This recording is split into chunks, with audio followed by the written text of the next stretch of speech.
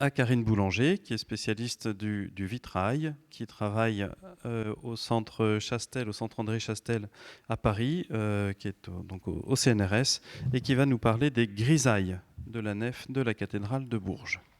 Merci.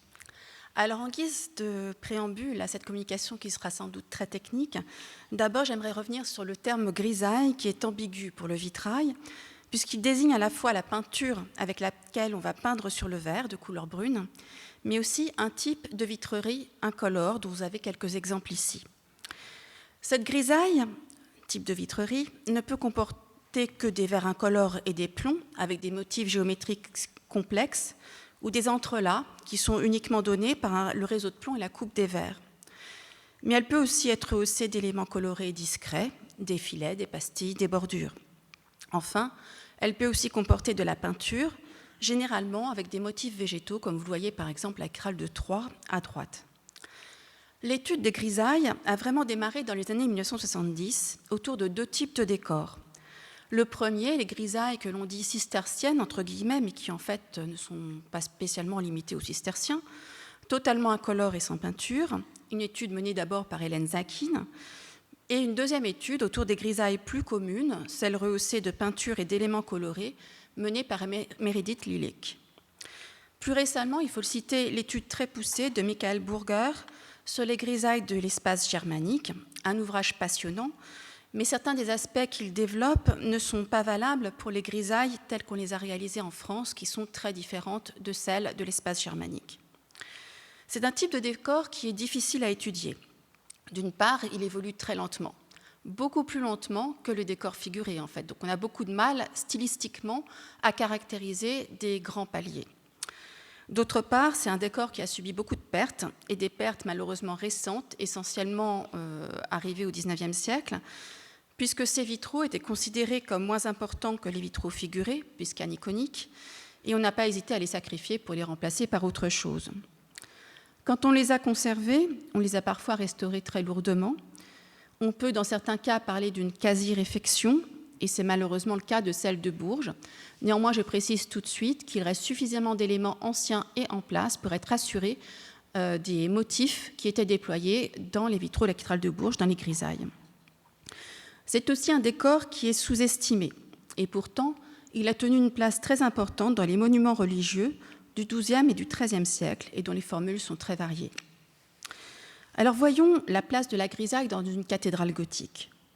La place qui est faite à ce vitrail décoratif et clair est d'abord liée à un désir de modulation de la lumière, désir exprimé dès le départ du chantier, ou bien plus tardivement comme une sorte de repentir. C'est aussi lié à une véritable mise en scène de l'espace de l'édifice religieux. Les études récentes de monuments dont on avait jusqu'alors considéré que le décor figurait de pleine couleur démontrent maintenant la place des grisailles dans une réflexion globale autour du décor de l'édifice et de son éclairage. On peut citer le cas de la cathédrale de Reims, repris par Meredith Lilik, qui a montré le rôle des grisailles à la croisée du transept, lieu de la cérémonie du sacre. Au centre, le cas de la cathédrale de Bourges.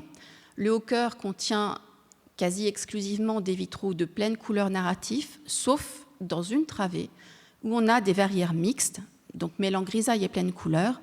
Il s'agissait de la travée qui abritait le maître-autel, comme l'a montré Christine Heidegger, donc une volonté d'éclairer davantage cet espace.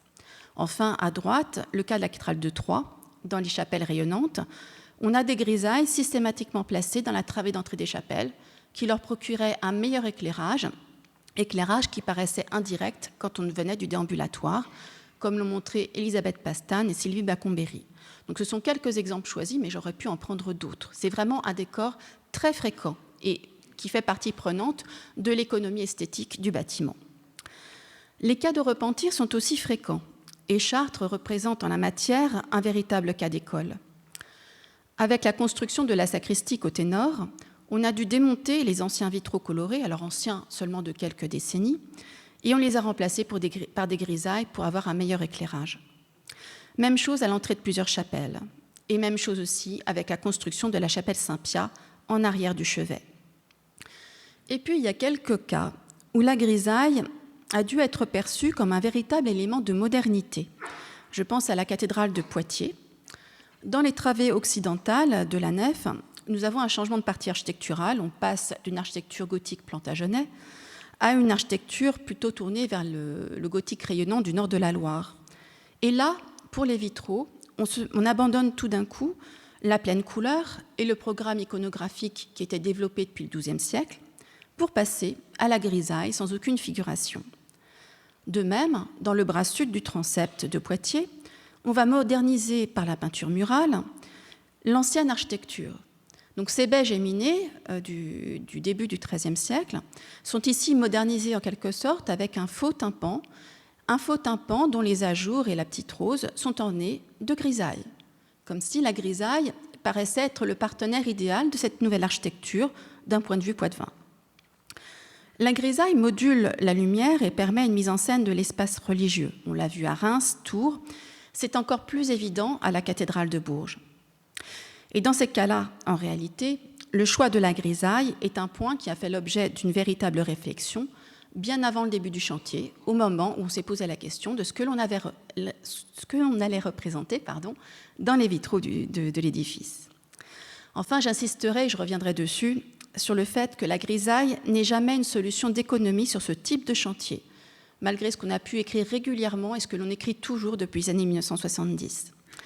C'est vrai que le verre blanc coûte moins cher, le côté répétitif des motifs permet une mise en œuvre beaucoup plus rapide, mais clairement, dans ce type de chantier, l'économie n'est pas la motivation première dans le choix de ce décor. Alors à la cathédrale de Bourges, les grisailles avaient été exclusivement réservées à la nef. Le chœur, en effet, était entièrement vitré de pleine couleur, avec des représentations figurées, des grands personnages et des scènes. Ce décor concerne le chœur liturgique stricto sensu, mais aussi l'ensemble du chœur architectural, avec son déambulatoire et ses chapelles. C'est un décor aussi qui est remarquablement hiérarchisé, entièrement élaboré en osmose avec l'architecture, mais aussi en accord total avec l'aménagement de l'espace liturgique. Le chœur, on l'a vu, a été en partie achevé dès 1214, puisque nous avons un règlement du chœur qui indique que les parties basses sont ouvertes au culte. Et effectivement, les vitraux des parties basses sont antérieurs à 1214. Les parties hautes sont un tout petit peu plus tardives. Le chœur était achevé de manière sûre en 1225, voire même 1223, au moment où on prend des dispositions autour du tombeau de Saint-Guillaume, remonté de l'église basse vers le bout de l'abside. Alors la nef, c'est une deuxième phase de construction plus délicate. Le chantier est difficile et les problèmes de moyens financiers apparaissent très vite. Donc la construction est plus lente que le chœur. Néanmoins, j'insiste encore très lourdement, il ne faut pas penser les grisailles de la nef de Bourges en termes d'économie. Ici, la grisaille joue un véritable rôle dans le monument, en marquant clairement l'espace qui est dévolu aux laïcs et en le distinguant visuellement par le décor de l'espace réservé aux chanoines, comme l'avaient montré Yves Christ et Laurence Bruguère. Et on voit ici sur la photo de droite, qui n'est pas très bonne, je l'avoue, la démarcation, en fait, qui correspond à l'emplacement du jubé entre le chœur des chanoines, pleine couleur figurée, et la nef, quasi entièrement en grisaille. Ce décor a de fait un rôle signifiant, même s'il est en fait largement aniconique. La figuration n'a pas été totalement abandonnée dans la nef. Elle avait sans doute été conservée dans les parties basses et elle est toujours présente dans les tympans des baies supérieures, en continuité thématique, à la fois avec les représentations des vitraux des parties hautes du chœur, mais aussi avec l'iconographie des portails de la façade occidentale. Il y a deux phases d'élévation de la nef, les parties basses et intermédiaires, peut-être dans les années 1230-1240, et les parties hautes, on l'a vu, dans les années 1250.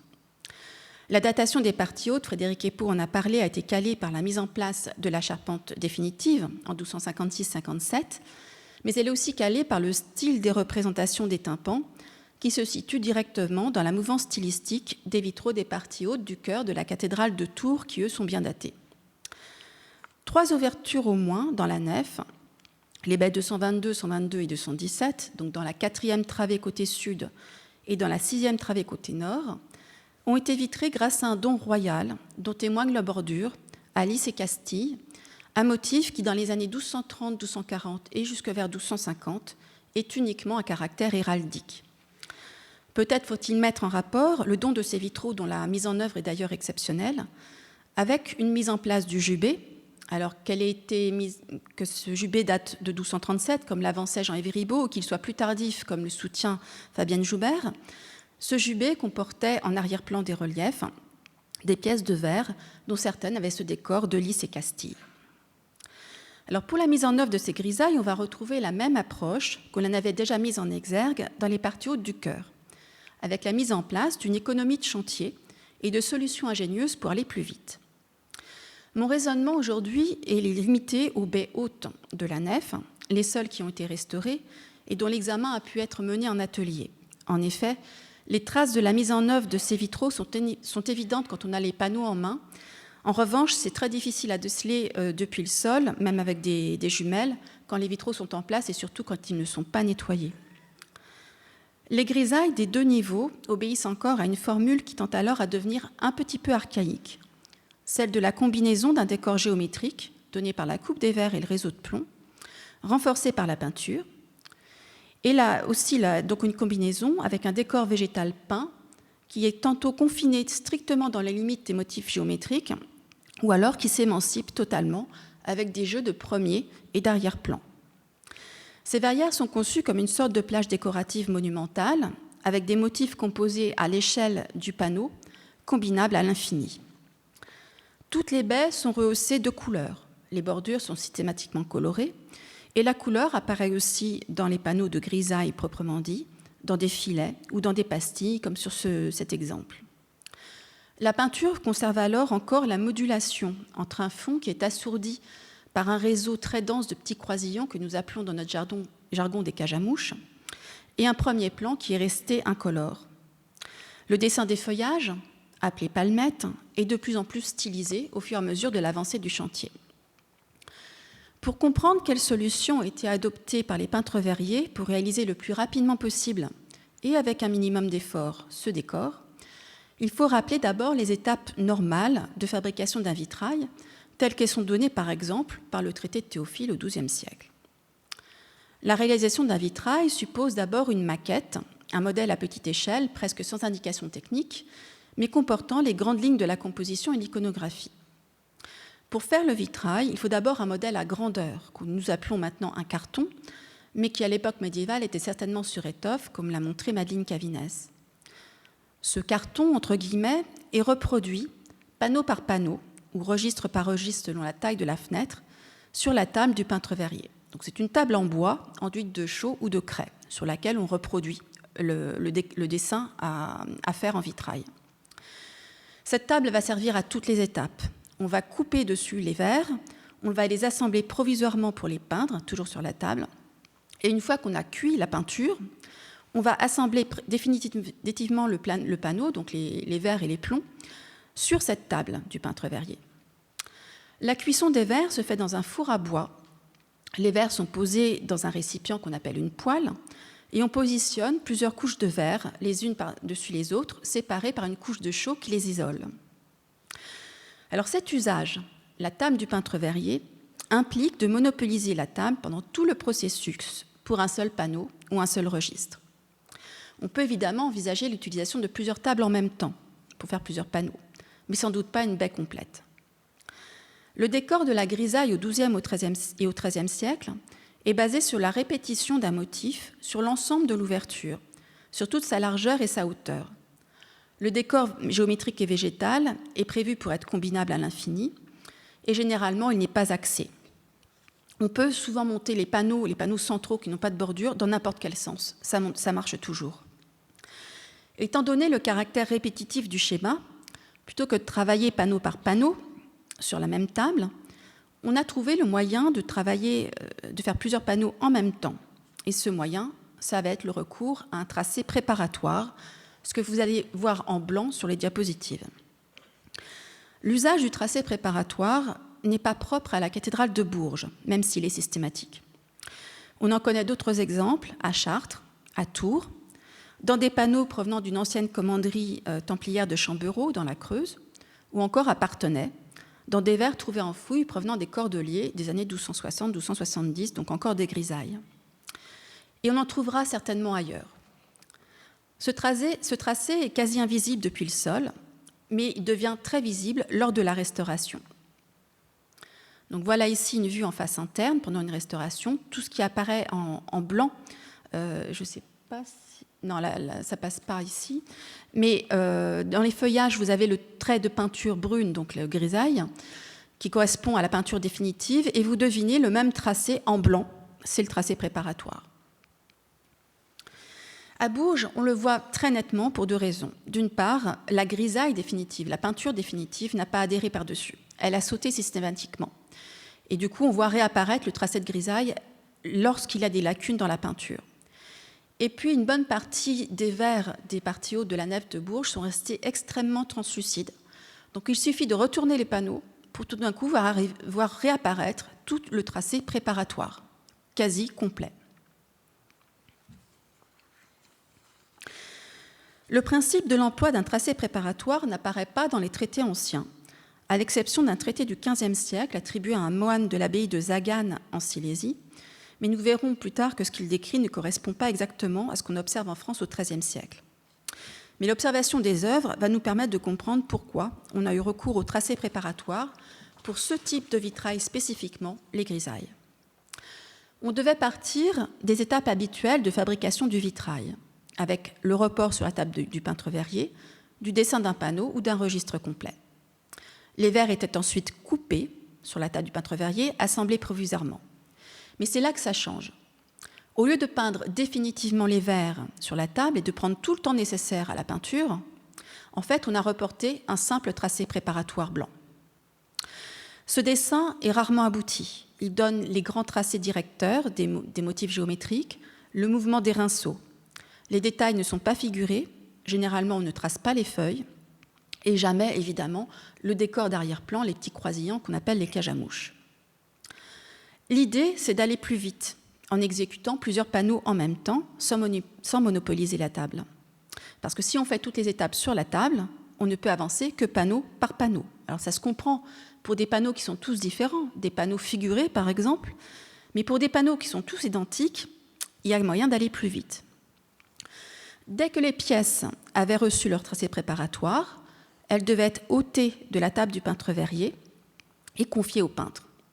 Il ne restait au peintre, au pluriel, qu'à peindre les pièces en suivant les tracés directeurs en blanc, en développant les feuillages, en réalisant les cages à mouches.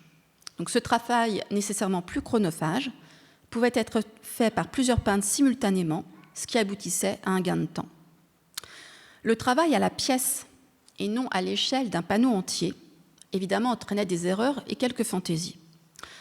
Les feuillages, par exemple ici à gauche, vous avez un détail d'une pièce de verre. Vous voyez qu'on voit le tracé préparatoire de deux feuilles, mais qui n'ont pas été tracées par les peintres. Ils sont passés outre, ils ont juste fait un petit décor de cage à mouches, ils ne se sont pas embêtés à tracer les feuilles. En haut, à droite, on a un peintre qui a fait des petites fantaisies, des petits détails que ses voisins n'ont pas du tout fait. Donc on a une hétérogénéité du décor dans ce vitrail. Et puis on remarque aussi que les cages à mouches, ces petits croisillons qui servent en fait à donner un arrière-plan, ne sont jamais dans le même axe. Ce qui montre qu'en fait qu'on a travaillé pièce de verre par pièce de verre dans l'atelier et non pas toutes les pièces préassemblées sur la table du peintre-verrier. D'où les axes qui ne sont jamais identiques. Les pièces, une fois peintes, devaient être entassées avant de passer à la cuisson de la peinture. L'empilement des pièces pourrait expliquer ce que nous appelons toujours dans notre jargon, c'est très joli, les images fantômes. Alors, n'ayez pas peur. C'est en fait la trace d'un motif au revers d'un verre. Ici, à Bourges, une bordure, des fleurs de lys. La peinture de la fleur de lys, évidemment, est en face interne, mais quand on retourne le panneau, on voit apparaître au revers les traces très discrètes d'une autre fleur de lys identique. Michael Cochrane a été le premier à étudier ces images et présentait deux hypothèses pour leur formation. Sa première hypothèse était que le transfert de la peinture aurait été dû à l'empilement des pièces dans l'atelier. La deuxième hypothèse était que le transfert se faisait lors de la cuisson de la peinture dans le four. Je pencherai plutôt pour la première parce que dans le four, chaque couche de verre est séparée par une couche de chaux qui isole très bien les verres les uns des autres. Ce qui me fait pencher sur la première hypothèse, c'est qu'en fait, à Bourges, les images fantômes sont parfaitement identiques à ce qu'il y a sur l'avers, le motif très fin qu'on devine sur le revers, c'est identique à celui sur l'avers, comme si on avait empilé systématiquement toutes les pièces peintes d'un même module avec des piles bien nettes. Même chose ici, à gauche, vous voyez l'avers et le revers de la même pièce. C'est exactement le même décor, on a empilé les mêmes pièces. Pareil, à une échelle plus grande, sur différents rinceaux. Donc la peinture n'était sans doute pas tout à fait sèche quand on a empilé les pièces de verre juste avant de passer à la phase de cuisson. La notion de tracé préparatoire n'apparaît dans aucun traité ancien, je vous l'ai dit, à l'exception de celui du moine de Zagane au XVe siècle. Ce moine paraphrase en grande partie Théophile, mais introduit des usages plus récents. Et effectivement, il parle d'un tracé préparatoire. Mais là, on est plutôt sur une véritable peinture, une grisaille teintée. Les analyses menées récemment par Sophie Wolf et Stefan Truppler sur des panneaux suisses, parce qu'on trouve cet usage en Suisse et en Allemagne, montrent qu'on est effectivement sur un trait de peinture de type grisaille. En France, au XIIIe siècle, le tracé apparaît comme une sorte de peinture blanchâtre posée à l'aide d'un pinceau très fin, toujours en face interne. En fait, il disparaît lorsqu'il est recouvert par le trait définitif de la grisaille qui est porté avec un pinceau beaucoup plus large. Des analyses physico-chimiques ont été menées sur 2 sites avec des méthodes différentes pour connaître la composition du tracé. En 2011, Brusveld a analysé des verres trouvés en fouille à Parthenay, donc des verres des années 1260-70. Ces analyses, réalisées à l'aide d'une microsonde électronique à balayage, ont montré que le tracé blanc comportait du kaolin. Ce n'est pas du tout une peinture de type grisaille. Et effectivement, il y a du kaolin dans le sous-sol de Parthenay. Les analyses menées récemment sur plusieurs verres d'un panneau de la baie 217 de Bourges par Claudine Loisel et Barbara Trichereau au LRMH, avec le concours du C2RMF et d'Aglaé, montrent que la composition du tracé préparatoire à Bourges n'est pas du tout à base de kaolin, mais contient énormément de calcium.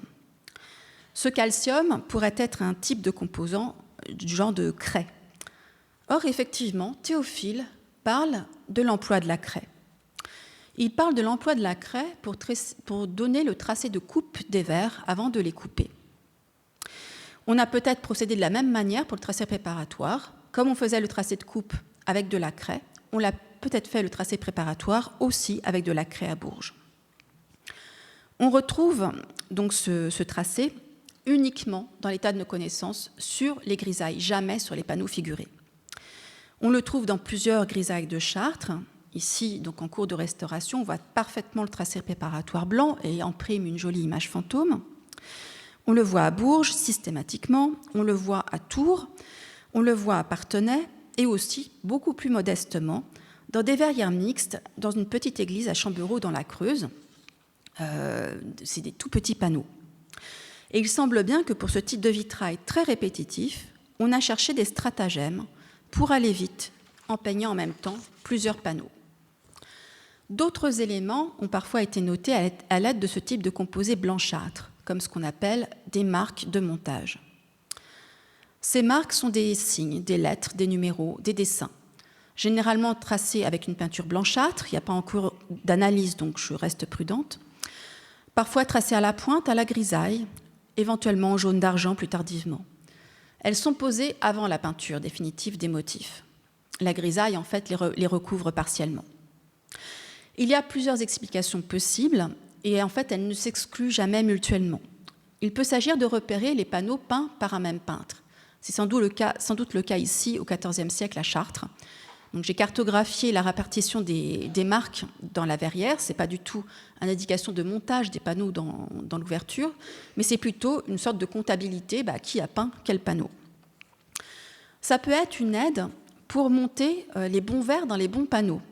Toujours à Chartres, cette petite rose du transept, les lobes sont tous identiques, mais on a pris soin de marquer systématiquement toutes les pièces de chaque lobe. Et les marques sont identiques dans un lobe, mais varient d'un lobe à l'autre. En fait, pour permettre au peintre, après la recuisson de la peinture, d'assembler les bons verres avec les verres qui convenaient. Et puis, on peut avoir encore d'autres cas, à Chartres. Toutes les pièces sont marquées ici sur cette grisaille. Ce sont des V. Tous les verres sont marqués. Les V sont tous dans le même sens. comme pour guider le peintre en disant « attention pour le montage, le V doit être dans ce sens-là ». Et ensuite, ces marques ont servi à guider la mise en place des panneaux centraux qu'on peut combiner n'importe comment, en leur donnant le sens de pose. Le V doit toujours avoir la pointe en bas et les 2 branches en haut. Les tracés préparatoires qu'on observe systématiquement dans les grisailles des BO de Bourges ne sont pas propres, vous l'avez vu, à ce chantier, mais se retrouvent dans d'autres exemples contemporains et même tardifs. Dans l'état de nos connaissances, ils sont strictement limités aux vitraux ornementaux de type grisaille. Les parties répétitives des panneaux figurés, les bordures par exemple, peuvent présenter des marques, et c'est assez fréquent, mais jamais de tracés préparatoires. Ces tracés doivent donc témoigner d'une solution apportée à un problème. Comment réduire les délais d'exécution, comment réduire les efforts pour des vitraux décoratifs tous identiques. Enfin, les panneaux tous identiques. Le tracé préparatoire pour les grisailles appartient, comme le remploi des cartons pour les verrières figurées, à une véritable économie de chantier. C'est un savoir-faire, peut-être né sur des chantiers vastes et contraints par le temps, comme Bourges et Chartres, mais qui va marquer aussi des ensembles bien plus modestes, comme on l'a vu à Chambereau. Ce sont que 3 petites verrières. Comme si cet usage était devenu une sorte de tradition pour faire des grisailles décoratives. En conclusion, cette communication n'a été possible que grâce aux restaurations, vous le voyez bien. On ne redira jamais à quel point les examens réalisés systématiquement par les membres du Corpus Vitrarum à l'occasion des restaurations des vitraux de Chartres et Bourges, pour rester dans des très grands ensembles du XIIIe siècle, ont été cruciaux pour aller au-delà de l'histoire de l'art stricto sensu.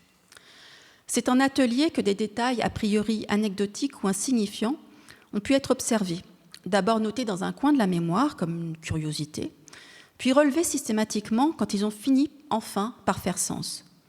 C'est grâce aussi aux analyses physico-chimiques menées par le LRMH, en collaboration souvent avec le C2RMF, que certains éléments ont pu être caractérisés et mieux compris. Les chantiers de restauration des vitraux de Bourges et Chartres, auxquels la Drac-Centre nous a généreusement permis d'accéder pendant plusieurs décennies, nous ont permis de comprendre comment ont pu être menés de très grands chantiers du XIIIe siècle et suppléer à la perte des textes, ou à leur silence parfois, par la simple observation des œuvres. Merci de votre attention.